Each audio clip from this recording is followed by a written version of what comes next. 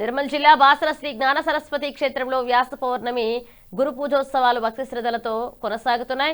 ఇక రెండో రోజు మూల మంత్ర హోమం, వేదపారాయణం, ప్రత్యేక పూజలు నిర్వహించగా రేపు మహా అభిషేకం, పూర్ణాహుతితో ఉత్సవాలు ముగియనున్నాయి. మరోవైపు బాసరలో కురిసిన భారీ వర్షాల నేపథ్యంలో రైతులు, వ్యాపారులు అమ్మవారికి బోనాలు సమర్పించి మంచి వర్షాలు, పాడి పంటలు పండాలని ప్రార్థించారు. హంసవాహిని పాఠశాలలో నిర్వహించిన ఆషాఢ బోనాల వేడుకల్లో విద్యార్థులు పోతురాజుల శివసత్తుల వేషధారణ ఆకట్టుకుంది.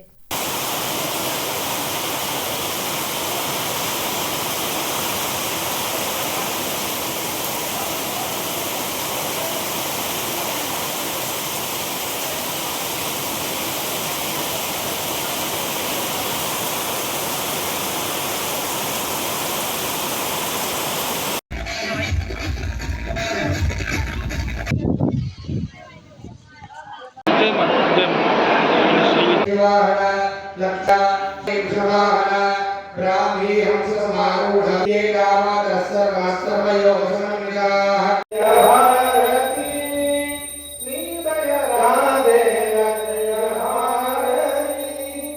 ओम घोरे जोगोरे जा लक्ष्मी सवत्न्यो अहोरात्रे आश्रियो व्याप्तं इष्टं मनिषानं सर्वं मनिषानं कर्पूर गौरं కదంబ వృక్షం ఉంది.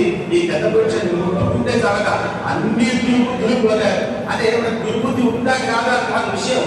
దుర్బుద్ధి పోవడం అంటే మంచి గుణం రావడం అవుతే చాలు. కాబట్టి ఔదుంబరంతో కూడుకున్న కదంబ వృక్షంతో కూడుకుని ఉన్నటువంటి సరస్వతి మాత ఉందని చెప్పడానికి ప్రమాణం. అందుకనే సరస్వతి మాత యొక్క ఆలయ ప్రాంగణం అంతా కూడా పవిత్రమే. ఆ తర్వాత ఇక్కడ కొంచెం దూరంగా వెళ్తే బుర్ర గణేశుడు ఉన్నాడు. ఈ గణేశ స్వామి కూడా నమస్కారం చేస్తే సకల విద్యలు వద్దారు. అంటే మనం చెప్పుకుంటున్నాం కదా రోజు కూడా, విద్యా పురాణ నా సుఖం నా నిద్ర. విద్య కావాలనుకున్న వాడు సుఖాన్ని, నిద్రను ఆశించకూడదు. అలాంటి యొక్క విద్య ఇక్కడ వస్తే ఖచ్చితంగా ఉంటుంది. చాలా మంది ఇప్పటి వరకు ప్రతిష్టాపన తర్వాత లక్షల మంది పిల్లవాళ్ళు ఇక్కడ అక్షరాభ్యాసం చేసిన తర్వాత ఎంతో ఉన్నత స్థానాల్లో ఉన్నారు. దానికి కారణం సరస్వతి మాత యొక్క కృపే. దీంట్లో ఏం అనుమానం లేదు. అయితే ఈ సరస్వతి మాత దగ్గర మనకు పాప ఎక్కడ స్నానాలు చేశారో అవన్నీ కూడా తీర్థాలుగా మారిపోయాయి. కాబట్టి ఈ పుష్కరిలో, కోనేరులో ఆశ్వయుజ మాసంలో ఒకవేళ సప్తమిలో స్నానం చేస్తే అన్ని దోషాలు పోయి అమ్మవారి గొప్ప విశేషంగా కలుగుతుంది. ఒకప్పుడు పుష్కరిలో ఉన్న నీళ్ళు తీసుకునే అమ్మవారికి అభిషేకం చేసేది. కొంతకాలం తర్వాత ఇక పుష్కరి వాడడం మానేశారు. కానీ పుష్కరి నీళ్లు చాలా పవిత్రమైనవి. ఇది ఆశ్వయుజ మాసంలో విశేషంగా దాంట్లో శక్తి వస్తుందని అప్పటి పురాణాలు చెబుతున్నాయి. అయితే ఇక్కడ పుష్కరి, ఇక్కడ కొంచెం దూరంలో బ్రహ్మేశ్వర ఆలయం ఉంది. ఈ బ్రహ్మేశ్వర ఆలయానికి దగ్గరగా మనం కొంచెం లోపల వెళ్తే అక్కడ భృగుప్రసవ తీర్థం అనే ఒక తీర్థం ఉంది. ఇది చాలా గొప్ప తీర్థం.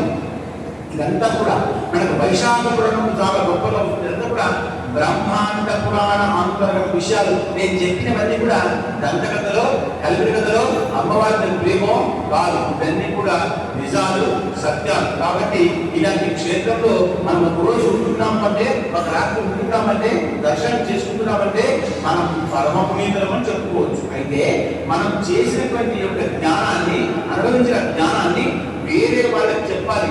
అదే అమ్మవారికి ఇష్టం. మన దగ్గర ఉన్నటువంటి జ్ఞానాన్ని